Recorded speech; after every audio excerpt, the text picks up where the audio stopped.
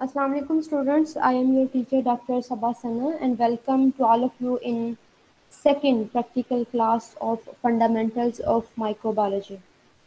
जी बच्चों, अभी हम स्टार्ट करते हैं। थोड़ा सा 1-2 मिनट वेट कर लें ताकि बच्चे ज्वाइन कर लें। जी, आपका मॉक टेस्ट हो गया। जी, इशा राना अपना माइक ऑन करें जरा। इशा, आवाज़ आ रही है? अस्सलाम वालेकुम मैम। हाँ जी मैम, वालेकुम हो अस्सलाम, वालेकुम अस्सलाम। तो टेस्ट कैसा हुआ आपका? ठीक हो गया? हाँ जी मैम, अच्छा हो गया। 9 से 12 बजे तक था। 9 से 12। अपलोडिंग में कोई मसला तो नहीं आया? नहीं मैम, एक्चुअली ना साइट बहुत ज़्यादा स्लो चल रही थी, तो तकरीबन मुझे तो 45 मिनट लगे थे अपलोड करने में। ओके, चलो ठीक हो गया। मतलब तो कि ना अब पेपर भी नहीं आया हुआ था। मतलब पेपर भी बच्चों ने ना, जो आए किसी बच्चे का खुल गया हुआ था और काफ़ी बच्चों की ना साइट ही नहीं ओपन हो रही थी, तो उन्होंने फिर ग्रुप में भेज दिया था। अदरवाइज ना ना पेपर जल्दी मिला था और ना ही वो जल्दी अपलोड हुआ था, तो बहुत टाइम लगा था। बिल्कुल बिल्कुल वो बिजी होगा सर्वर, क्योंकि बहुत सारे बच्चे जो हैं वो उनका था आज। तो ठीक हो गया Isha, thank you. Mic off कर लो। अभी हम स्टार्ट करते हैं, थोड़े से बच्चे ज्वाइन कर लें। और अगर कुछ बच्चे अभी भी इशू में हैं, कर रहे होंगे अपना पेपर के रेफरेंस से, तो उनको रिकॉर्डिंग भेज दूंगी। तो अटेंडेंस के बारे में उनसे आपने कम्युनिकेट कर लेना कि परेशान होने की ज़रूरत नहीं है, ठीक है? वो ओके आराम मैम। से अपना पेपर करें। तो जी बच्चों, समझ आती है आपको मेरी? और जितना भी हमने डिस्कस किया है, वीडियोस वगैरह आप देखते हैं? हाँ जी मैम, आती है समझ। जी मतलब बिल्कुल। आप बहुत अच्छा एक्सप्लेन करती हैं। चलिए, अच्छा हो गया। तो होपफुली मेरा ख्याल है कि आपके फाइनल भी ऐसे ही होंगे, क्योंकि ये लंबा जा रहा है, तो जो कोरोना वाला इशू है। हाँ जी मैम, हमारे जुलाई में ही फाइनल्स है। मतलब जो शेड्यूल आया था ना हमारा स्केजुअल, उसमें हम्म। जुलाई में ही हमारे फाइनल्स भी हैं। हाँ जी, जुलाई में है। और अभी तो वो नोटिफिकेशन आ गया कि शायद अगस्त तक बंद रहेंगे तालीमी इदारे। हाँ जी मैम, अगस्त तक 20। यस मैम, अगस्त तक ऑफ ही हैं सारे। चलिए, एंजॉय कर सकते हैं। तो बच्चों, प्रीवियस क्लास में से कोई क्वेश्चन है तो पूछ सकते हैं, और अगर नहीं है तो फिर हम कंटिन्यू करते हैं और बाद वाले बच्चे जो है वो रिकॉर्डिंग देख लेंगे, ठीक है? तो आज हमने स्पेशल स्टेनिंग टेक्निक्स जो हैं उनको डिस्कस करना है। Special staining techniques.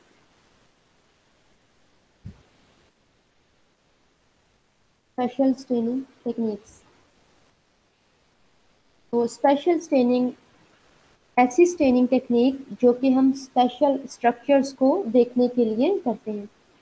Bacterial cell में अगर हमने स्पेशल स्ट्रक्चर्स को देखना हो तो उसके लिए हमें स्पेशल स्टेनिंग टेक्निक्स परफॉर्म करना पड़ती है। वो स्पेशल स्ट्रक्चर्स क्या हैं? जैसे एंडोस्पोर्स। थ्योरी में शायद आपने पढ़ लिया कि एंडोस्पोर क्या होता है। एंडोस्पोर एक स्पेशल स्ट्रक्चर है। इसी तरह से कैप्सूल, ये भी एक स्पेशल स्ट्रक्चर है। स्पेशल क्यों है, इस पर भी बात करते हैं। फ्लैजेला, ये भी एक स्पेशल स्ट्रक्चर है। स्पेशल स्ट्रक्चर्स ऐसी स्ट्रक्चर्स होती हैं जो कि तमाम माइक्रो ऑर्गेनिजम्स में या तमाम बैक्टीरिया में प्रेजेंट नहीं होती। कुछ बैक्टीरिया स्पोर बनाते हैं, कुछ नहीं बनाते। कुछ के पास कैप्सूल होता है, कुछ के पास नहीं होता है। इसी तरह फ्लैजेला भी तमाम बैक्टीरिया के पास नहीं होता। कुछ बैक्टीरिया जो है वो नॉन मोटाइल भी है, जिनके पास बिल्कुल भी फ्लैजेला नहीं होता। और जिनके पास फ्लैजेला होता भी है, उसमें भी इनकी डिस्ट्रीब्यूशन और इसका नंबर जो है वो चेंज होता है। कुछ के पास सिर्फ एक साइड पे होता है, कुछ के पास हफ्ते एक साइड पे होता है, कुछ में दोनों साइड्स पे होल्स पे मल्टीपल फ्लैजेला जो है वो प्रेजेंट होते हैं। और कुछ ऐसे होते हैं जिनमें तमाम सेल्स के इर्द गिर्द फ्लैजेला जो है वो झालर की तरह प्रेजेंट होते हैं। तो ये स्पेशल स्ट्रक्चर्स हैं जो कि तमाम माइक्रो ऑर्गेनिजम्स में प्रेजेंट नहीं होती। कुछ में प्रेजेंट होती हैं और कुछ में प्रेजेंट नहीं होती। और ये जो इनकी प्रेजेंस या एब्सेंस है, ये हमें माइक्रो ऑर्गेनिजम्स को आइडेंटिफाई करने में हेल्प आउट करती है। जैसे एंडोस्पोर्स बनाने वाले दो जानवर हैं। अगर हमें ये पता चल जाए स्टेनिंग से कि ये बैक्टीरिया एंडोस्पोर बनाता है, तो हम फर्दर उन्हीं जानवर की तरफ मूव करेंगे, बाकी तमाम बैक्टीरिया को छोड़ देंगे। तो पहले हम डिस्कस करेंगे पहली स्पेशल स्टेनिंग की टेक्निक जो हमने डिस्कस करी है, spore staining. Spore staining staining special staining की एक टेक्निक है जो कि सेल्स के अंदर एंडोस्पोर्स की प्रेजेंस या एब्सेंस को देखने के लिए करते हैं। अब एंडोस्पोर्स क्या है या स्पोर्स क्या है? ये एक रेजिस्टेंट फॉर्म है, बैक्टीरिया की एक रेजिस्टेंट फॉर्म है। जब न्यूट्रिशन जो है वो डेफिशिएंट हो, इन्वायरमेंटल कंडीशंस फेवरेबल ना हो, माइक्रो ऑर्गेनिज्म मुश्किल हालात में आ जाए, तो चंद बैक्टीरिया, तमाम नहीं, चंद बैक्टीरिया क्या करते हैं कि अपने इर्द गिर्द एक सख्त किस्म की बाउंड्री बना लेते हैं। कुछ ऐसा मटेरियल जमा करना शुरू कर देते हैं जो कि हीट को या डेजिकेशन को या हाई टेम्परेचर को रेजिस्टेंट होता है, अपने आप को एक कोट में बंद कर लेते हैं। और वो जो फॉर्म होती है वो बहुत ज़्यादा रेजिस्टेंट होती है। जब न्यूट्रिशन की डेफिशिएंसी हो, जब बैक्टीरिया मरने के करीब हो जाए, तो चंद एक के अंदर ये प्रॉपर्टीज होती हैं कि वो अपने आप को एक रेजिस्टेंट फॉर्म के अंदर कन्वर्ट कर लेते हैं। वो जो रेजिस्टेंट फॉर्म होती है उसको हम एंडोस्पोर्स कहते हैं, जब ये सेल के अंदर हो, एंडोस्पोर्स, या फिर इसको हम स्पोर्स कहते हैं। ठीक हो गया? तो ये रेजिस्टेंट फॉर्म है। तमाम बैक्टीरिया के पास ये एबिलिटी नहीं होती कि जैसे ही कंडीशंस अनफेवरेबल हों वो रेजिस्टेंट फॉर्म में कन्वर्ट हो जाए। दो जेनरा हैं जिनके पास ये प्रॉपर्टी है। जेनरा है मतलब कि स्पीशीज ज्यादा है। एक का नाम है बैसिलस, बैसिलस, इसकी एग्जांपल मैंने आपको बताई, बैसिलस एंथ्रेसिस है, इसी तरह बैसिलस सटलस है। ये जितनी भी स्पीशीज होंगी बैसिलस की वो स्पोर्स बनाती हैं। जैसे ही न्यूट्रिशन खत्म होगी या टेम्परेचर बढ़ जाएगा या टेम्परेचर कम हो जाएगा या पानी की कमी हो जाएगी, तो ये बैक्टीरिया उस इन्वायरमेंट में अगर प्रेजेंट होंगे तो ये अपने आप को स्पोर्स में कन्वर्ट कर लेंगे। जबकि जो बैक्टीरिया स्पोर्स नहीं बना सकते वो मर जाएंगे। तो ये एक इनकी सर्वाइवल का मैकेनिज्म है। दूसरा जेनरा जो कि स्पोर्स बनाता है वो है क्लॉस्ट्रीडियम। क्लॉस्ट्रीडियम, क्लॉस्ट्रीडियम टेटनाई जो कि टेटनस काज करता है, क्लॉस्ट्रीडियम बोचुलाइनम फूड पॉइजनिंग काज करता है। तो ये जो है ये स्पोर्स बनाते हैं। क्लॉस्ट्रीडियम एनारोबिक है, स्पेलिंग थोड़ी सी मिस्टेक होगी, क्लॉस्ट्रीडियम एनारोबिक है। जैसे ही इसको ऑक्सीजन मिलेगी, जैसी ऑक्सीजन मिलेगी ये अपने आप को स्पोर में कन्वर्ट कर लेगा। जबकि जो बैसिलस है वो एरोबिक है, जैसे ही ऑक्सीजन खत्म होगी वो अपने आप को स्पोर में कन्वर्ट कर लेगा। ये एक एग्जांपल है हार्श कंडीशन की। तो एंडोस्पोर्स क्या है? एक रेजिस्टेंट फॉर्म है जो कि बैसिलस और क्लॉस्ट्रीडियम हार्श इन्वायरमेंट में कन्वर्ट करते हैं अपने आप को। तो एंडोस्पोर्स बनाने वाले जेनरा दो हैं, बैसिलस और क्लॉस्ट्रीडियम। जब हम माइक्रोस्कोपी करते हैं और हमने इनमें देखना हो कि ये क्लॉस्ट्रीडियम है या बैसिलस है, तो हम स्पोर्स स्टेनिंग करते हैं। और दोनों में स्पोर डिफरेंट तरह के होते हैं, ये बात याद रखें। एक तो स्पोर की पोजीशन होती है। अब दोनों ग्राम्स पॉजिटिव, ग्राम्स पॉजिटिव है। ग्राम स्टेनिंग करेंगे तो ये हमें ग्राम्स पॉजिटिव नजर आएंगे। ग्राम पॉजिटिव रॉड्स हैं, मतलब कि लंबे सेल्स हैं। तो स्पोर्स या तो बिल्कुल एंड पे होंगे, जिनको बोलते हैं टर्मिनल। स्पोर की पोजीशन डिफरेंट हो सकती है, स्पोर पोजीशन डिफरेंट हो सकती है विद इन सेल। या तो स्पोर अभी सेल के अंदर ही होगा या मदर सेल बिल्कुल डेड हो जाएगा और स्पोर फ्री फॉर्म में होगा। जब स्पोर मदर सेल के अंदर हो उसे हम एंडोस्पोर्स कहते हैं। लेकिन जब ज़्यादा टाइम हो जाए तो मदर सेल बिल्कुल टूट फूट जाता है और स्पोर जो है वो बिल्कुल फ्री हो जाता है। यानी कि स्पोर बनने का प्रोसेस सेल के अंदर होता है। और जैसे ही इन कंडीशन हार्श हो जाए अंदर स्पोर बनता है और फिर आहिस्ता आहिस्ता आहिस्ता मदर सेल जो है वो टूट फूट जाता है। तो ये एंडोस्पोर फ्री स्पोर में कन्वर्ट हो जाता है। तो एंडोस्पोर्स जब स्पोर मदर सेल के अंदर हो, स्पोर जब स्पोर फ्री उस कंडीशन में हो। तो जब स्पोर मदर सेल के अंदर होगा तो स्पोर की पोजीशन डिफरेंट हो सकती है। कुछ बैक्टीरिया में स्पोर्स बिल्कुल टर्मिनल एंड पे होता है, बिल्कुल एक कॉर्नर पे होता है, जिसको हम कहते हैं टर्मिनल स्पोर्स। ठीक है? और बाज़ दफ़ा टर्मिनल से थोड़ा पहले होते हैं, उसके लिए टर्म इस्तेमाल करते हैं सब टर्मिनल। और या फिर बिल्कुल सेंटर में होते हैं, उसके लिए हम टर्म इस्तेमाल करते हैं सेंट्रल स्पोर्स। या फिर सेंटर और सब टर्मिनल के दरमियान में होता है, जिसको हम कहते हैं सब सेंट्रल। तो ये स्पोर की पोजीशन डिफरेंट है, सेंट्रल, सब सेंट्रल, सब टर्मिनल और फिर बिल्कुल टर्मिनल। ठीक हो गया? लेफ्ट को जाएं या राइट को जाएं, यही सीक्वेंस बनेगा। तो कुछ ऐसी स्पीशीज हैं जो टर्मिनल स्पोर्स बनाती हैं, कुछ सब टर्मिनल, कुछ सेंट्रल और कुछ सब सेंट्रल, दोनों जन्म में। अच्छा, ये तो पोजीशन थी। अब क्लॉस्ट्रीडियम के अंदर जो स्पोर का साइज होता है वो मदर सेल से बड़ा होता है। जब स्पोर मदर सेल के अंदर प्रेजेंट हो तो जिस जगह पे स्पोर प्रेजेंट होगा वहां पे मदर सेल्स में बल्जिंग हो जाएगी, वहां पे मदर सेल स्वेल हो जाएगा, जबकि बाकी जगहों पे नैरो रहेगा। तो क्लॉस्ट्रीडियम टेटनाई, सॉरी, क्लॉस्ट्रीडियम के जो स्पोर्स होते हैं क्लॉस्ट्रिडियम के जो स्पोर्स होते हैं वो बल्जिंग होते हैं। क्लॉस्ट्रिडियम के जो स्पोर्स होते हैं वो बल्जिंग होते हैं। बल्जिंग से मुराद ये है कि स्पोर का डायमीटर मदर सेल के डायमीटर से बढ़ जाता है, और जब स्पोर मदर सेल के अंदर ही हो तो जाहिर है जिस जगह पे वो मदर स्पोर प्रेजेंट होगा वहां से मदर सेल स्वेल हो जाएगा। ठीक है, तो इस कंडीशन को बल्जिंग बोलते हैं, मतलब कि बाहर को निकला हुआ, स्वेल अप हुआ हुआ, बल्जिंग स्पोर्स। इसकी एग्जांपल ले लेते हैं एक बल्जिंग की समझने के लिए, क्लॉस्ट्रिडियम टेक्नाई, जो कि टेटनस काज करता है, तशन्नुज जिसको कहते हैं, क्लॉस्ट्रिडियम टेक्नाई। इसके जो स्पोर्स होते हैं ना वो लॉलीपॉप जैसे होते हैं। लॉलीपॉप खाई होगी, रेड कलर में होती थी, आजकल डिफरेंट कलर्स आ गए। क्या होता है, एक रॉड होता है और ऊपर जो गोल खाने वाली चीज होती है जिसको मुंह में डाल के चूसते हैं वो होती है। तो लॉलीपॉप जैसी, इसका मतलब है कि क्लॉस्ट्रिडियम टेक्नाई पे स्पोर्स जो होते हैं वो टर्मिनल एंड पे होते हैं, बिल्कुल टर्मिनल पे होते हैं, और बल्जिंग होने की वजह से स्वेल अप हो जाता है मदर सेल, जबकि बाकी सेल नैरो रहता है। तो ये टिपिकल एक स्पोर की शेप होती है लॉलीपॉप जैसी, जो कि क्लॉस्ट्रिडियम टेक्नाई में प्रेजेंट होती है। तो बल्जिंग स्पोर्स होती है, जबकि बैसिलस में जो स्पोर्स का डायमीटर है वो मदर सेल से कम होता है, इसलिए थ्रू आउट मदर सेल का डायमीटर जो है वो यूनिफॉर्म रहता है, और हमें नहीं पता चल सकता उसकी शेप देख के कि इसमें स्पोर प्रेजेंट है या नहीं, क्योंकि उसमें कहीं बल्जिंग ही नहीं हुई, उसने अपने अंदर ही उसको छुपा लिया। तो ये स्पोर्स में थोड़ा सा डिफरेंस मैंने बताया हुआ है। अब स्पोर बनाता है कोई बैक्टीरिया या नहीं, ये हमें स्पोर स्टेनिंग से पता चलेगा। और जब आप स्पोर स्टेनिंग करते हैं तो हमेशा आपने एक बात याद रखनी है कि स्पोर स्टेनिंग आप ओल्ड कल्चर पे करते हैं। स्पोर स्टेनिंग आप ओल्ड कल्चर पे करते हैं, क्योंकि अगर फ्रेश कल्चर होगा, न्यूट्रिशन अभी होगी, माइक्रो ऑर्गेनिज्म ग्रो कर रहे होंगे, जब तक न्यूट्रिशन होगी वो वेजिटेटिव फॉर्म में रहेगा, वेजिटेटिव फॉर्म जिसमें वो मेटाबॉलिकली एक्टिव होता है। जबकि जब न्यूट्रिशन खत्म होना शुरू होगी पैटी डिश के अंदर या ब्रॉथ के अंदर, तब न्यूट्रिशन डेफिशिएंट होगी, तब ही बैक्टीरिया अपने आप को स्पोर्स में कन्वर्ट करेंगे, अगर वो क्लोस्ट्रिडियम या बैसिलस की कोई स्पीशी है। अगर इसके अलावा है तो उनकी डेथ होना स्टार्ट हो जाएगी। तो स्पोर्ट्स ट्रेनिंग के लिए आपके पास ओल्ड कल्चर होना चाहिए। तो स्पोर्ट्स ट्रेनिंग क्या है, स्पेशल ट्रेनिंग की एक टेक्निक है जो कि हमें स्पोर्ट्स फार्मिंग बैक्टीरिया को आइडेंटिफाई करने में हेल्प आउट करती है, या उसकी एक्शन स्पोर्स की प्रेजेंस या एब्सेंस को डिटेक्ट कर सकते हैं। ना सिर्फ स्पोर्स की प्रेजेंस या एब्सेंस को, बल्कि हम ये भी देख सकते हैं कि वो क्लॉस्ट्रिडियम है या बैसिलस है, क्योंकि दोनों के स्पोर्स में डिफरेंस है, और स्पोर्ट्स ट्रेनिंग में हमें ये डिफरेंस जो है वो पता चल जाता है।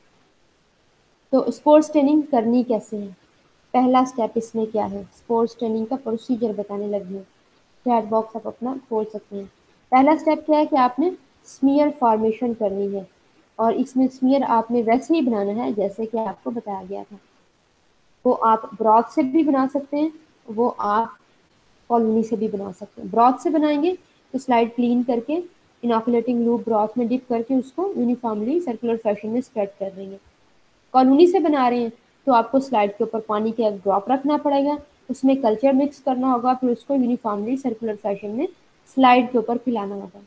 उसके बाद आपने स्मीयर को एयर ड्राई करना है और हीट फिक्स करनी है। हीट फिक्सेशन के बाद आपने स्टेनिंग की तरफ मूव करना है, कि आपने स्पोर्ट्स स्टेनिंग के लिए जो स्टेन इस्तेमाल करना है वो है मेलाकाइट ग्रीन। बाज़ लोग इसे मेलाचाइट भी पढ़ते हैं, तो आप कोई भी पढ़ सकते हैं। आपने स्मीयर के ऊपर मेलाकाइट ग्रीन डाल देनी है, और साथ में इस स्मीयर को आपने स्टीम हीट प्रोवाइड कर देनी है 5 मिनट्स के लिए अलॉन्ग विद स्टेन, जिस तरह आपने एसिड फास्ट स्टेनिंग में किया था, लेकिन इसमें अब स्टेन हमारा डिफरेंट है।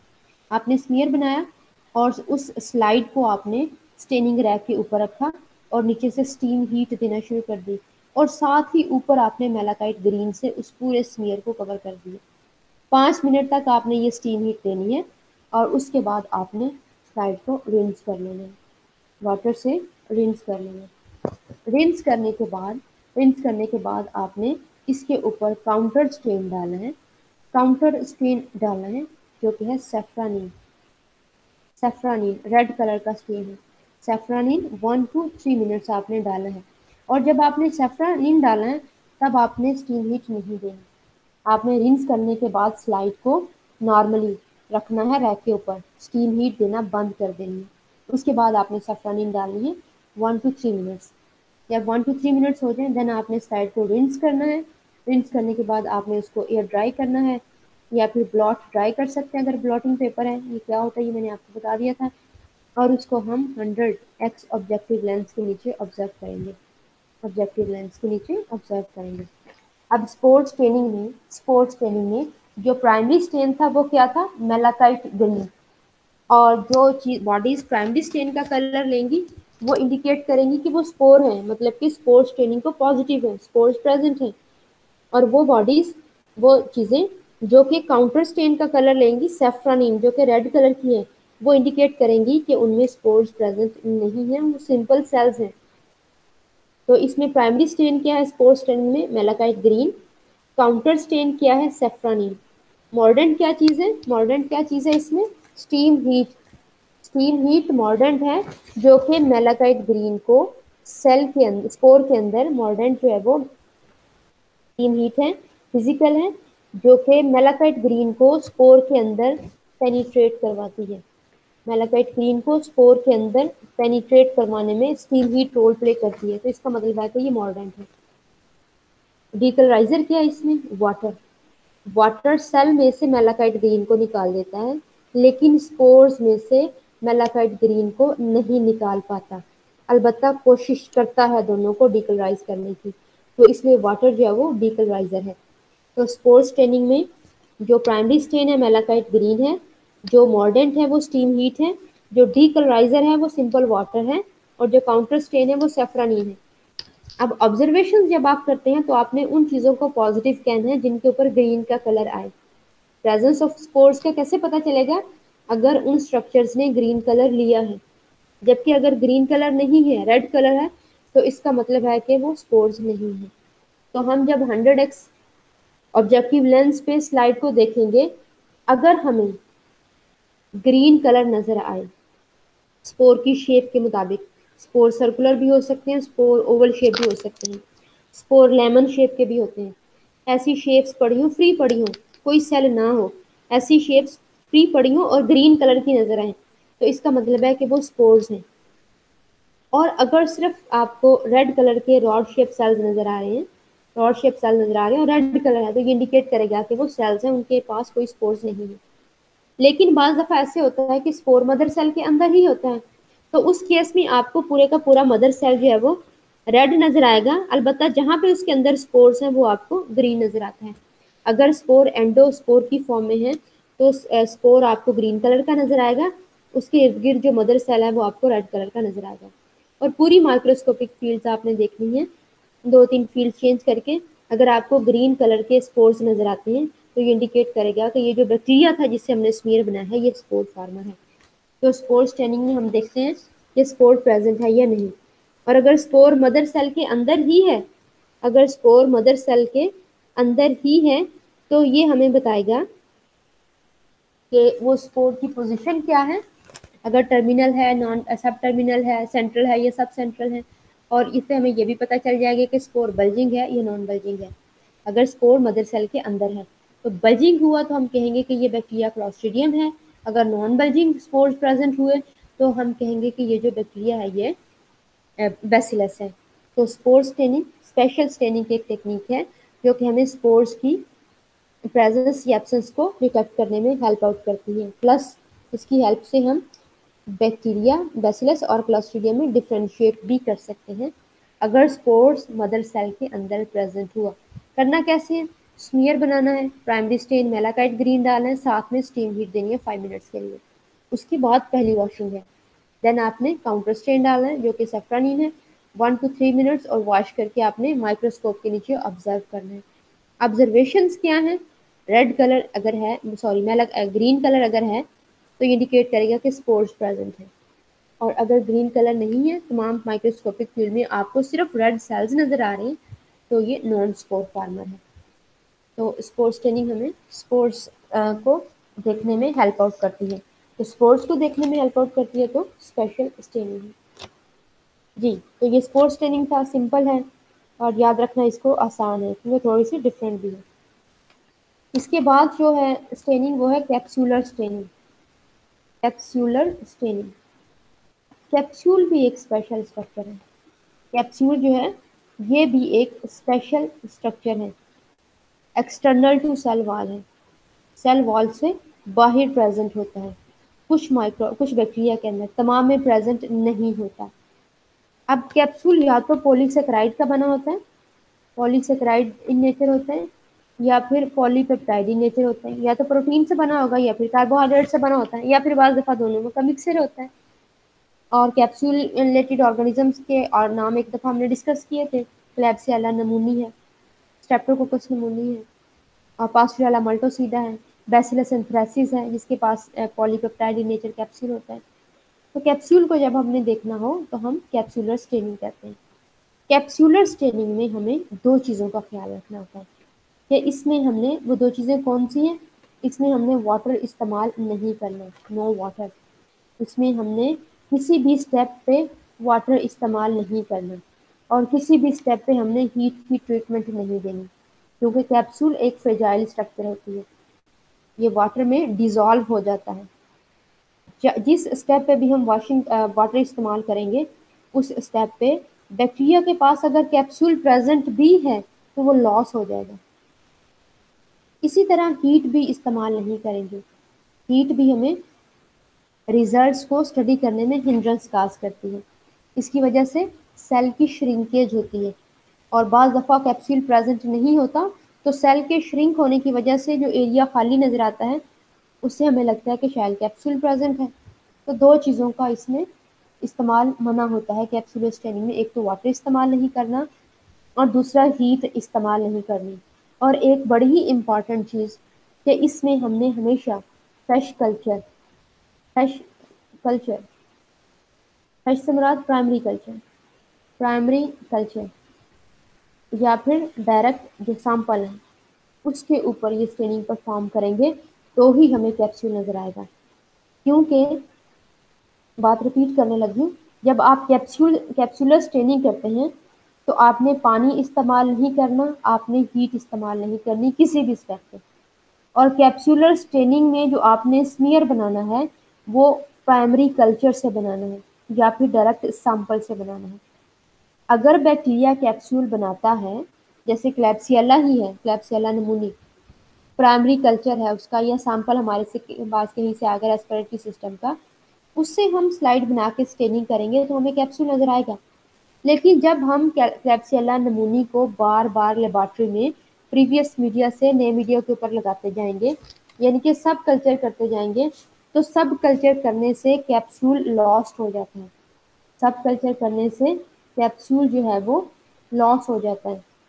तो इस वजह से हम जब कैप्सूलर स्टेनिंग करते हैं तो हमारे पास प्राइमरी कल्चर होना चाहिए, मतलब कि पहली दफ़ा जो ग्रो किया हो, या डायरेक्ट सैंपल होना चाहिए। सब कल्चर जब करते हैं तो सब कल्चर कैप्सूल के लॉस होने का बायस बनता है। इस वजह से कैप्सुलेटेड ऑर्गेनिजम्स भी हमें नॉन कैप्सुलेटेड नज़र आते हैं। ठीक हो गया। तो कैप्सूलर स्टेनिंग में ये चीज़ें इंपॉर्टेंट हैं। अब कैप्सूलर स्टेनिंग करनी कैसे है? कैप्सूलर स्टेनिंग के लिए हमने पहले स्मीयर बनाना है। पहला स्टेप इसमें वही है कि आपने स्मीयर फॉर्मेशन करनी है। स्मीयर फॉर्मेशन कैप्सूलर स्टेनिंग में हमने स्मीयर फॉर्मेशन करनी है। अगर स्मीयर ब्रॉथ में है तो आप स्लाइड लेंगे और ब्रॉथ से उसका स्मीयर बना लेंगे। लेकिन अगर आपके पास एगर के ऊपर ग्रोथ है, मतलब आपके पास कॉलोनी है, तो देन आप पानी के अंदर स्मीयर नहीं बनाएंगे। देन आप एक स्टेन है क्रिस्टल वायलेट जो कैप्सूलर स्टेनिंग में प्राइमरी स्टेन के तौर पे इस्तेमाल होती है, तब आप क्रिस्टल वायलेट को पानी की जगह पे स्मीयर बनाने के लिए इस्तेमाल करेंगे। कब? जब आपके पास एगर के ऊपर ग्रोथ हो। क्योंकि अभी मैंने बताया है कि जब हम कैप्सूलर स्टेनिंग करते हैं, कैप्सूल एक फ्रेजाइल स्ट्रक्चर है, वाटर और हीट से ये लॉस हो जाता है। तो अगर आप कैप्सूल देखना चाह रहे हैं तो किसी भी स्टेप पे हमने इस कैप्सूलर स्टेनिंग में पानी और हीट इस्तेमाल नहीं करनी, इवन के स्मीयर बनाने में भी नहीं। ठीक हो गया। तो स्मीयर फॉर्मेशन, अगर आपके पास ब्रॉथ कल्चर है तो ब्रॉथ को तो आप स्मीयर डायरेक्टली बना लेते हैं, लेकिन मसला एगर में आता है क्योंकि आपके पास कॉलोनीज होती हैं और उनको हम पानी में मिक्स करके पिलाते होते थे। लेकिन जब हम कैप्सूलर स्टेनिंग करेंगे तो रिस्ट्रिक्शन आ गई कि हमने पानी इस्तेमाल नहीं करना। तो जो स्मीयर आपने बनाना है वो क्रिस्टल वायलेट में बनाना है। आपने स्लाइड लेके उसको डिवेक्स करना है और उसके ऊपर क्रिस्टल वायलेट का एक ड्रॉप प्लेस कर देना है और उसके अंदर आपने कॉलोनी मिक्स कर देनी है। उसको फिर चाहें तो आप इनोकुलेटिंग लूप से यूनिफॉर्मली स्प्रेड कर लें, स्मीयर बना लें, या फिर स्प्रेडर स्लाइड की हेल्प से उसको फैला लें। तो स्मीयर आप कैसे भी बनाना चाहें ये बना लेते हैं, लेकिन स्मीयर बनाना किस में है? अगर आपके पास एगर के ऊपर ग्रोथ है, क्रिस्टल वॉलेट के अंदर, क्योंकि पानी इस्तेमाल नहीं करना। ठीक हो गया। तो जब स्मीयर बन जाएगा तो प्राइमरी स्टेन आपने साथ ही डाल दिया। अगर आप एगर से स्लाइड बना रहे हैं, इसमें जो प्राइमरी स्टेन है वो क्रिस्टल वायलेट ही है। क्रिस्टल वायलेट कैप्सुलर स्टेनिंग में प्राइमरी स्टेन के तौर पे काम करता है। तो अगर आपने ब्रॉथ से स्मीयर बनाया है तो आप उस स्लाइड के ऊपर क्रिस्टल वायलेट डालेंगे 1 मिनट के लिए। 1 मिनट के लिए क्रिस्टल वायलेट जो है वो डाल देंगे। सॉरी, स्पेलिंग गलत हो गई मिनट से। 1 मिनट के लिए आप क्रिस्टल वायलेट डाल देंगे। लेकिन अगर आपने एगर्ट से स्लाइड बनाई है तो ऑलरेडी आप क्रिस्टल वायलेट डाल चुके हैं, देन आपको दोबारा से स्टेन डालने की ज़रूरत नहीं है। तो स्टेन के बाद जिस तरह से भी आपने स्टेन का सेल्स के साथ इंटरेक्शन करवाया है, चाहे डायरेक्टली स्टेन के अंदर ही स्मीयर बना के या स्मीयर के ऊपर आप स्टेन डाल के 1 मिनट के बाद उसको 1 मिनट के बाद रिंस किससे करना है, ये दूसरा स्टेप है। आपने जब स्टेन को सेल्स के साथ एक्सपोज कर लिया, दोनों में से कोई भी मीडियम चूज करके ब्रॉथ से स्लाइड बनाने के बाद उसको हीट फिक्स नहीं करना, एयर ड्राई करने के बाद उसके ऊपर स्टेन डाल दी 1 मिनट के लिए। ठीक है। या फिर आपने कॉलोनी से स्मीयर बनाया है तो क्रिस्टल वायलेट के ड्रॉप के अंदर ही कॉलोनी मिक्स करके स्मीयर बना लिया और उसको एयर ड्राई करना, हीट फिक्स नहीं करना। तो स्टेन डालने के बाद आपने इसको रिंस करना है कॉपर सल्फेट से। कॉपर सल्फेट CuSO4 नीला थोथा कहते हैं। इसका 20% सोल्यूशन इस्तेमाल होता है। आपने 20% कॉपर सल्फेट का सोल्यूशन इस्तेमाल करके इस स्लाइड को रिंस कर लेना है। इस स्लाइड को आपने वॉश कर देना है 20% कॉपर सल्फेट के सोल्यूशन से। उसके बाद इसको एयर ड्राई करना है। थर्ड स्टेप पे क्या करना है, आपने स्लाइड को एयर ड्राई करना है या फिर ब्लॉट ड्राई करना है और इसको 100x ऑब्जेक्टिव लेंस के नीचे 100x ऑब्जेक्टिव लेंस के नीचे ऑब्जर्व कर लेना है। इसमें कैप्सुलर स्टेनिंग में जो क्रिस्टल वायलेट है वो प्राइमरी स्टेन है, जो कॉपर सल्फेट है मॉर्डेंट इसमें कोई नहीं है। ये कैप्सुलर स्टेन में मॉर्डेंट कोई नहीं है। इसमें जो प्राइमरी स्टेन है वो क्रिस्टल वायलेट है और जो डीकलराइजर और काउंटर स्टेन है वो दोनों काम कॉपर सल्फेट कर रहा है। कैप्सुलर स्टेनिंग में जो डीकलराइजर है वो भी कॉपर सल्फेट है और जो काउंटर स्टेन है वो भी कॉपर सल्फेट है। कैसे, इस पे डिस्कस करते हैं इसके प्रिंसिपल में।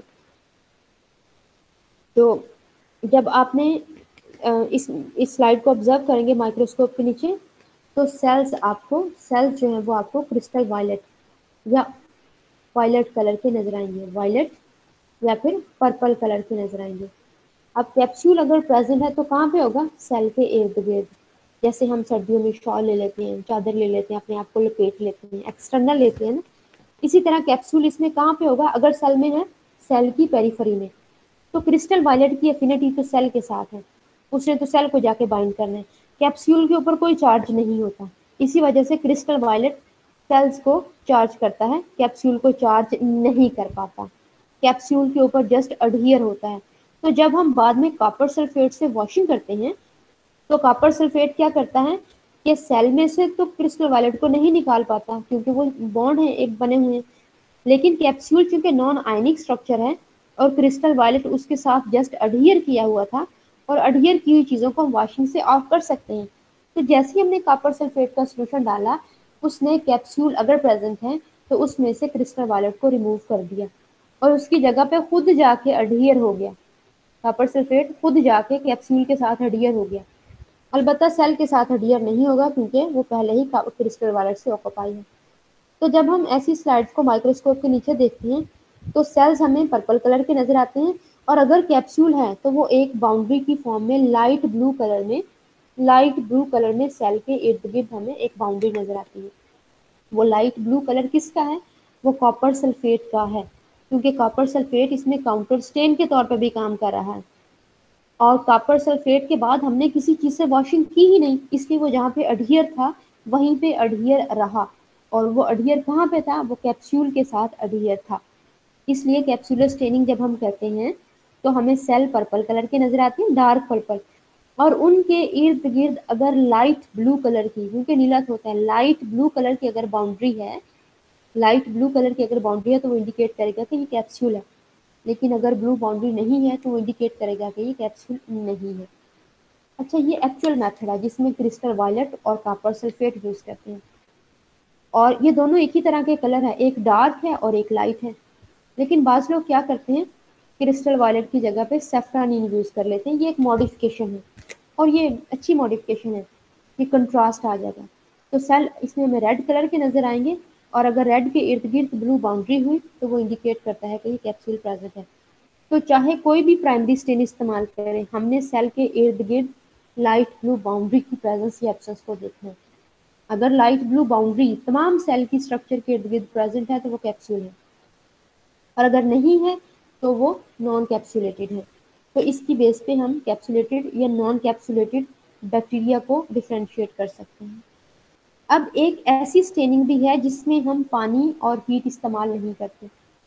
ऐसी तमाम स्टेनिंग टेक्निक्स जिसमें पानी या हीट इस्तेमाल ना की गई हो, उसको हम कैप्सूल को देखने के लिए इस्तेमाल कर सकते हैं। कैप्सूलर स्टेनिंग का मल्टीपल प्रोसीजर्स हैं, और जो स्टैंडर्ड लैब्स में प्रोसीजर होता है वो ये है, कॉपर सल्फेट वाला। लेकिन इसके अलावा भी एक स्टेनिंग टेक्निक्स है, एक स्टेनिंग टेक्निक है जिसकी हेल्प से हम कैप्सूल की प्रेजेंस या एब्सेंस को डिटरमन कर सकते हैं। और वो स्टेनिंग टेक्निक ऐसी है जिसमें थ्रू आउट पानी और हीट इस्तेमाल नहीं होती।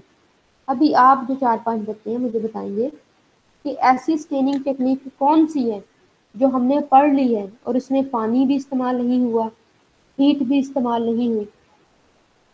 तो वो स्टेनिंग कौन सी है, और वो जो स्टेनिंग है उसको हम कैप्सूल देखने के लिए इस्तेमाल कर सकते हैं कैसे, ये हम डिस्कस करते हैं। अभी आप मुझे बताएंगे कि वो स्टेनिंग टेक्निक कौन सी है। जी अफीफा, अफीफा अंजुम, सॉरी नजम, अफीफा नजम। यस मैम, अस्सलाम वालेकुम। वालेकुम अस्सलाम। अफीफा, मुझे बताओ कि हमने जितनी स्टेनिंग टेक्निक्स पढ़ी हैं, क्या उनमें कोई ऐसी स्टेनिंग थी जिसमें हमने पानी इस्तेमाल नहीं किया था और ना ही हीट फिक्सेशन की थी? मैम सिंपल स्टेनिंग में शायद, सिंपल स्टेनिंग कौन सी वाली, जिसमें निग्रोसिन इस्तेमाल की थी या जिसमें क्रिस्टल वायलेट? जिसमें हम लोगों ने, मैम ये वाला याद नहीं आ रहा थोड़ा सा। चलो ठीक है सिंपल स्टेनिंग। यस। कौन सी वाली? Crystal violet. No no no, nigrosin वाली, जिसको हमने इस नेगेटिव स्टेनिंग का नाम दिया था। नेगेटिव स्टेनिंग याद करें, जिसमें हमने एसिडिक स्टेन को प्राइमरी स्टेन के तौर पे यूज किया था। उसमें एक ही स्टेन इस्तेमाल होता था, निग्रोसिन या इंडिया इंक, जो कि सेल को स्टेन नहीं करती, सिर्फ बैकग्राउंड को स्टेन करती थी। और इसमें मैंने आपको बताया था कि नेगेटिव स्टेनिंग में कि एक स्लाइड लेते हैं, उसकी एक साइड पे निग्रोसिन का ड्रॉप रखा था, उसमें कल्चर मिक्स करते हैं, फिर एक दूसरी स्लाइड लेते हैं जिसको स्प्रेडर स्लाइड कहते हैं, वो ड्रॉप के ऊपर रखते हैं, चंद मिनट वेट करते हैं, फिर जब drop mixed culture spreader slide के तमाम एज के ऊपर फैल जाए फिर उसको ड्राई करके स्मीयर बना लेते थे, और फिर डायरेक्टली उसको ड्राई करते थे और उसके ऊपर ऑयल का ड्रॉप लगा के उसको ऑब्जर्व करना होता है। तो इस पूरे प्रोसीजर को देखें तो कहीं स्मीयर की हीट फिक्सेशन नहीं है, कहीं हमने उसकी वॉशिंग नहीं की। तो नेगेटिव स्टेनिंग भी एक मेथड है कि उसकी हेल्प से हम कैप्सूल की प्रेजेंस कैप्सूल्स को देख सकते हैं। नेगेटिव स्टेनिंग एक टेक्निक है, उसकी हेल्प से भी हम कैप्सूल की प्रेजेंस कैप्सूल्स को देख सकते हैं। क्यों? क्योंकि उस स्टेनिंग टेक्निक में कहीं भी पानी या हीट का इस्तेमाल नहीं हुआ। और जब मैंने आपको पढ़ाया था नेगेटिव स्टेनिंग, तब मैंने बताया था कि हम सेल की शेप अरेंजमेंट को देखने के अलावा इसकी हेल्प से हम ये भी देखते हैं कि सेल्स में कैप्सूल प्रेजेंट है या नहीं। अगर आपने नेगेटिव स्टेनिंग से सेल्स की प्रेजेंस कैप्सूल्स को देखना है तो उसमें स्टेनिंग में आपको बैकग्राउंड ब्लैक नजर आता है, या रिएक्शंस की वजह से लाइट पर्पल, ब्लैक पर्पल नजर आता है। सेल आपको कलरलेस नजर आता है। अब कैप्सूल भी कलरलेस होगा, तो फिर कैप्सूल का पता कैसे चलेगा कि सेल के इर्द गिर्द डबल बाउंड्री होगी। बाज़ दफ़ा हम जब कॉपी बनाते थे एफएससी में तो खूबसूरती के लिए डबल लाइन लगाते हैं, जो साइड्स पे लाइनें लगाते थे मार्कर से, बाज़ दफ़ा डबल लगा देते थे, बारीक बारीक 2 लाइनें लगा देते हैं। ताकि खूबसूरती आए। तो अगर आपको पूरे सेल के इर्द गिर्द डबल बाउंड्री नजर आ रही है कि एक लाइन है, फिर स्पेस है, फिर दूसरी लाइन है, तो डबल बाउंड्री नेगेटिव स्टेनिंग में इंडिकेट करती है, नेगेटिव स्टेनिंग में डबल बाउंड्री इंडिकेट करती है कि ये कैप्सूल है। लेकिन अगर नेगेटिव स्टेनिंग में सेल के इर्द गिर्द आपको सिंगल बाउंड्री नजर आए तो वो नॉन कैप्सुलेटेड की है। लेकिन अगेन, चाहे आप कॉपर सल्फेट वाली कैप्सुलर स्टेनिंग करें, चाहे नेगेटिव स्टेनिंग वाली, कल्चर का फ्रेश होना, प्राइमरी कल्चर या उसका फ्रेश होना ज़रूरी है। प्राइमरी कल्चर से स्लाइड बनाएंगे या डायरेक्ट सैंपल से स्लाइड बनाएंगे। कभी भी ओल्ड कल्चर में या सब कल्चर करने वाली प्लेट्स में आपको कैप्सूल नज़र नहीं आएगा, क्योंकि कैप्सूल सब कल्चर करने से लॉस हो जाता है। आपको पता होगा बैक्टीरियल के सेल में दो तरह का डीएनए होता है, एक तो डीएनए और दूसरा जो है वो प्लाज्मिड की फॉर्म में होता है। एक तो लीनियर होता है, एक सर्कुलर फॉर्म में प्लाज्मिड होता है। और प्लाज्मिड सेल में से शेड हो जाता है।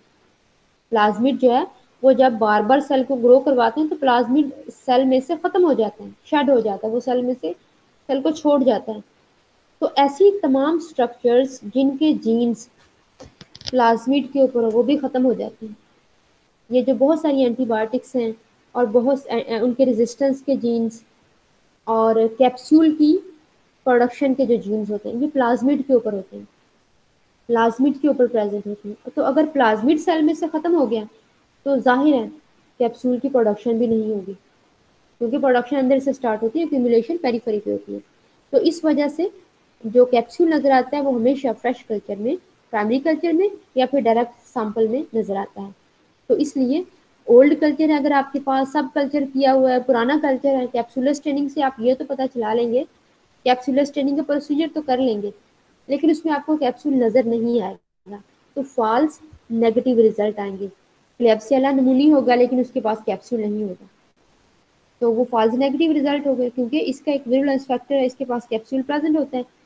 तो ऐसे माइक्रो ऑर्गेनिजम्स जिनका कैप्सूल लॉस हो जाए और उनको हमने दोबारा से कैप्सूल प्रोडक्शन की तरफ लेके जाना हो, तो उनको हम इनोकुलेट करते हैं लाइव एनिमल्स में, क्योंकि वहाँ ऐसी कंडीशंस होती हैं कि अगर उनके अंदर बाई चांस अगर प्लाज्मिड प्रेजेंट है लेकिन जीन स्विच ऑफ हो गए हैं तो वो दोबारा से प्रोडक्शन को स्टार्ट कर सकें। या दूसरे लफ्जों में हमने capsular staining animal direct sample से करनी है या फिर फ्रेश कल्चर प्राइमरी कल्चर से ये स्टेनिंग करनी है। कभी भी ओल्ड या पुरानी कल्चर्स में कैप्सूल नज़र नहीं आता। उसके बाद आप कोई सा भी मेथड करें कॉपर सल्फेट वाला, उसमें आपको सेल्स पर्पल कलर के नजर आएंगे और पेरिफेरी लाइट ब्लू कलर की। जबकि नेगेटिव स्टेनिंग करते हैं तो उसमें आपको डबल बाउंड्री की प्रेजेंस की एब्सेंस को देखना है। डबल बाउंड्री प्रेजेंट है तो कैप्सूल प्रेजेंट है, डबल बाउंड्री प्रेजेंट नहीं है तो कैप्सूल प्रेजेंट नहीं है। और कैप्सूलर स्टेनिंग में पानी और हीट का इस्तेमाल बिल्कुल नहीं करना। कॉपर सल्फेट स्टेनिंग में हमने कहीं पानी का इस्तेमाल नहीं किया, डिकलराइजर के तौर पे और काउंटर स्टेन के तौर पे कॉपर सल्फेट काम कर रहा है। प्राइमरी स्टेन किया क्रिस्टल वायलेट, प्राइमरी स्टेन इसमें सेल को स्टेन कर रहा है, इसमें जो काउंटर स्टेन है वो कैप्सूल को स्टेन कर रहा है, और स्टेन भी नहीं कर रहा है, जस्ट अडहियर हो रहा है, जस्ट उसको कलर दे रहा है। इसके बाद अगर हम वॉश करते हैं उसको किसी चीज़ से तो डेफिनेटली कॉपर सल्फेट भी छोड़ जाता है, लेकिन इसका स्टेप ही यही था कि हमने कॉपर सल्फेट से वॉश करना है 20% सोल्यूशन। और ये कॉपर सल्फेट जब वो डेंजरस होते हैं इसको बड़ा केयरफुली डील करते हैं, नीलत होता है, ये एक तरह का जहर है, पॉइजन है, तो इसको केयरफुली डील करना होता है। बड़ा लाइट सा सोल्यूशन होता है इसका, क्रिस्टल वायलेट से बहुत लाइट कलर होता है इसका। जी बच्चों, तो ये स्टेनिंग थी। अभी आपकी इस वीक की जो असाइनमेंट है, पहले 2 वीक्स की करें, आपने मुझे बताना है मैक्फीडियन, मैक्फीडियंस रिएक्शन क्या होता है। ठीक है, ये बड़ा इंटरेस्ट का एक रिएक्शन है मैक्फीडियन रिएक्शन, ये कैप्सूल से इसका ताल्लुक। मैक्फीडियन रिएक्शन क्या होता है, ये व्हाट इज मैक्फीडियन रिएक्शन, ठीक है, ये आपने मुझे बताना है, ये ग्रुप में भी शेयर कर लीजिएगा। अफीफा और इवनिंग में से कोई, सॉरी मॉर्निंग में से कोई है, मॉर्निंग में से भी कोई क्लास में है बच्चा। हाँ जी मैम। ठीक है ईशा, आप मॉर्निंग यस वालों के मैम। साथ शेयर कर लेना। आप दोनों बच्चियां मॉर्निंग वालों के साथ और अफीफा आप इवनिंग वालों के साथ ये क्वेश्चन शेयर कर लेना, व्हाट इज मैक्फीडियन रिएक्शन। मैम एक दफा ये चैट बॉक्स में भी लिख दें। लिख दिया मैंने चैट बॉक्स में, ठीक है, मैक्फीडियन रिएक्शन, ये चैट बॉक्स में नजर आ रहे हैं आपको। दोबारा से लिख यस सकते हैं, मैम। व्हाट इज सेनेक्टिवियन रिएक्शंस, रिएक्शन है पूरा नाम। तो जी बच्चों, कोई क्वेश्चन है तो आप पूछ सकते हैं। जी बच्चों, कोई क्वेश्चन है तो आप पूछ सकते हैं।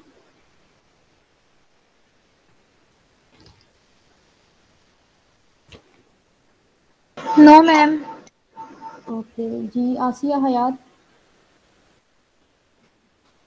आसिया कोई क्वेश्चन है? No ma'am. अच्छा, जमीला। मैम ये स्पोर्ट्स ट्रेनिंग शुरू से थोड़ा सा बता दें, वो मैंने लेक्चर लेट ज्वाइन किया था। अच्छा, स्पोर्ट्स ट्रेनिंग जो है वो स्पोर्स हमने डिस्कस किया था कि स्पोर एक रेजिस्टेंट स्ट्रक्चर है। स्पोर जो है वो एक रेजिस्टेंट स्ट्रक्चर है और स्पोर बनाने की एबिलिटी चंद बैक्टीरिया के पास है, तमाम बैक्टीरिया के पास नहीं है। और ये बनते कब हैं? जब इन्वायरमेंट जो है या इन्वायरमेंटल कंडीशंस हैं वो हार्श हो जाएं। जैसे हार्श इन्वायरमेंटल कंडीशंस क्या क्या हो सकती हैं? स्ट्रेस वाली कंडीशन बैक्टीरिया के सेल के रेफरेंस से, बल्कि स्ट्रेस वाली कंडीशन हमारी भी वही हैं। एक तो ये कि न्यूट्रिशन खत्म हो जाए, दूसरा ये है कि पानी की कमी हो जाए, तीसरा है कि टेम्परेचर मुनासिब ना रहे, बहुत ज़्यादा गर्मी या बहुत ज़्यादा सर्दी हो जाए, ऑप्टिमल टेम्परेचर ना रहे। ये हार्श कंडीशंस हैं। तो बैक्टीरिया भी जब हार्श कंडीशन में जाते हैं तो उनकी भी डेथ हो जाती है, तो सर्वाइव नहीं कर पाते अगर लॉन्ग टर्म रहती हैं वो कंडीशंस।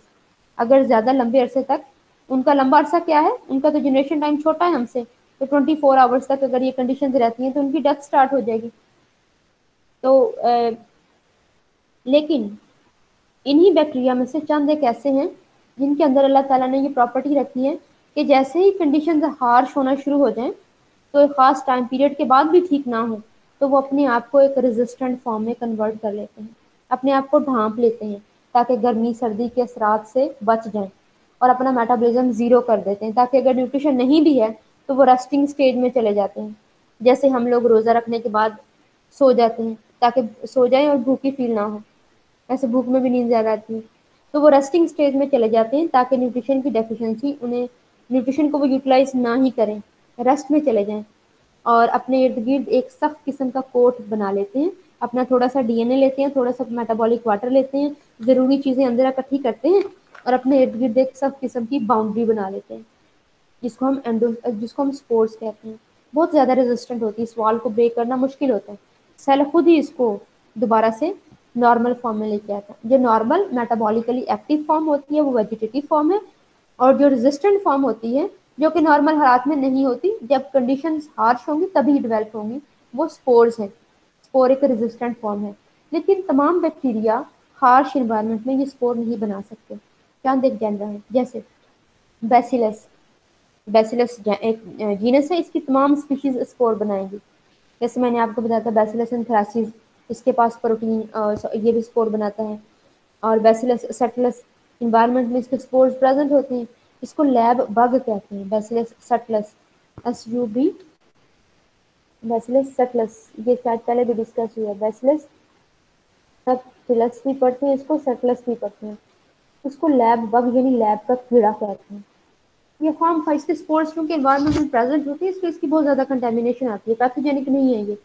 अलबत्ता बैसिलस एंथ्रासिस पैथोजेनिक है और उसके भी स्पोर्स ही होते हैं जो कि इन्फेक्टिविटी काज करते हैं, तो ये स्पोर बनाते हैं। इसके अलावा ये एरोबिक है, ऑक्सीजन होगी तो ये जिंदा रहता है। अगर ऑक्सीजन हम कम कर दें, इसको एनारोबिक कंडीशन दे दें, तो ये स्पोर बना लेगा, क्योंकि इसकी नॉर्मल क्या है, इसने ऑक्सीजन की प्रेजेंस में ग्रो करना है। अगर हम किसी तरह से उस जगह से ऑक्सीजन निकाल दें तो ये अपने आप को स्पोर में कन्वर्ट कर लेगा। इसी तरह क्लोस्ट्रीडियम, दूसरा जो जीनस है जो स्पोर बनाता है वो क्लोस्ट्रीडियम है, वो एनारोबिक है। उसको जब हम ऑक्सीजन से एक्सपोज करवाते हैं तो 15 मिनट तक एनारोबिक ऑक्सीजन की प्रेजेंस में सर्वाइव करते हैं, 15 मिनट के बाद उनकी डेथ हो जाती है। लेकिन क्लोस्ट्रीडियम क्या करते हैं, अगर ऑक्सीजन रहे 15 मिनट से ज़्यादा हो जाए, वो अपने आप को स्पोर में कन्वर्ट कर लेते हैं, क्योंकि ऑक्सीजन उसके लिए एक हार्श इन्वायरमेंट है, वो ऑक्सीजन की प्रेजेंस में ग्रो नहीं कर सकता, एनारोबिक है। इसी तरह से न्यूट्रिशन अगर डेफिशिएंट हो जाए तो बैसिलस और क्लोस्ट्रीडियम अपने आप को स्पोर्स में कन्वर्ट कर देते हैं। तो स्पोर एक रेजिस्टेंट फॉर्म है। स्पोर स्टेनिंग हमें स्पोर्स को डिटेक्ट करने में हेल्प आउट करती है, बल्कि इससे हमें ये भी पता चल जाता है कि ये जो बैक्टीरिया है जिससे हमने स्लाइड बनाई है, ये बैसिलस है या क्लोस्ट्रीडियम है। तो स्पोर्ट्स ट्रेनिंग में करना क्या होता है, वैसे ही जैसे हम स्मीयर बनाते हैं, स्मीयर बनाना, उसको या ड्राई हीट फिक्स करना है। इसमें जो स्टेन इस्तेमाल होता है प्राइमरी वो मेलाकाइट ग्रीन है।